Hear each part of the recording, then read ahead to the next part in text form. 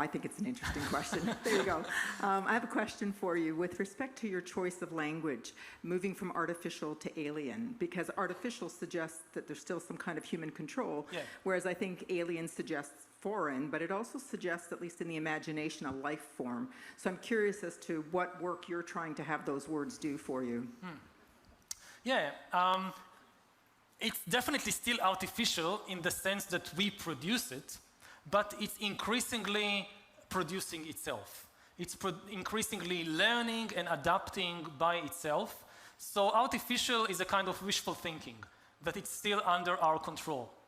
And it's getting out of our control. So in this sense, it is becoming an alien force, not necessarily evil. Again, it can also do a lot of good things, but the first thing to realize is it's alien. We don't understand how it works. And one of the most shocking things about all this technology, you talk to the people who lead it, and you ask them questions about how it works, what can it do, and they said, we don't know. I mean, we know how we built it initially, but then it really learns by itself. Now, there is an entire discussion to be had about whether this is a life form or not. Now, I think that it still doesn't have any consciousness, and I don't think that it's impossible for it to develop consciousness, but I don't think it's necessary for it to develop consciousness either. That's a problematic, that's an open question.